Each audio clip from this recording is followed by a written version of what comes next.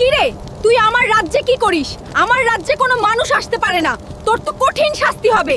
আমার সাথে চল। অগ্নিকন্যা, দয়া করে আমাকে মাফ করে দাও। আমি তোমার কাছে সাহায্যের জন্য এসেছি। সাহায্য করতে পারে একটা শর্তে। আমার রাজ্যের আমার সবচেয়ে শক্তিশালী একটা ফাইটার ম্যান আছে।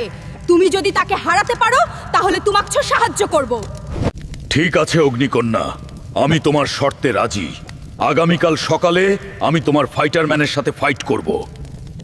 আরে মানুষ, তুমি আমার সাথে পারবে না। এই নে। বন্ধুরা, প্লিজ ভিডিওতে লাইক করে চ্যানেলটা সাবস্ক্রাইব আর পেজটা ফলো করে দাও, তাহলে আমি শক্তি পাবো।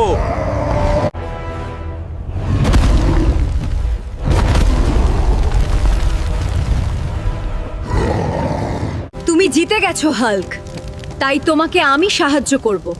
বলো তোমার কি প্রয়োজন? দেখো অগ্নিকন্যা, আমিও ওই ডাইনোসরটাকে মারতে চাই। তুমি আমাকে সাহায্য করে কিভাবে ডাইনোসরটাকে শেষ করে দেওয়া যায়। ওই ডাইনোসরকে মারতে তোমাকে আগে ওর গুহায় যেতে হবে। সেখান থেকে তুমি একটা আগুনের মশাল নিয়ে এসো, তাহলেই পারবে। তুমি একটা আগুনের মশাল নিয়ে এসো। আমি ওইটাতে জাদু করে তোমাকে একটা বল বানিয়ে দিব, আর সেটা ডাইনোসরের গায়ে দিতে পারলে শেষ হয়ে যাবে। রাক্ষসী ডাইনোসর, তুমি থাকো, শীঘ্রই আমি আসতেছি। তোমার দিন শেষ হবে।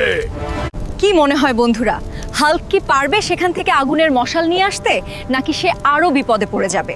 পরবর্তী পার্ট দেখতে ভিডিওতে লাইক করে চ্যানেলটা সাবস্ক্রাইব আর পেজটা ফলো করে কমেন্টস করো পার্ট 6।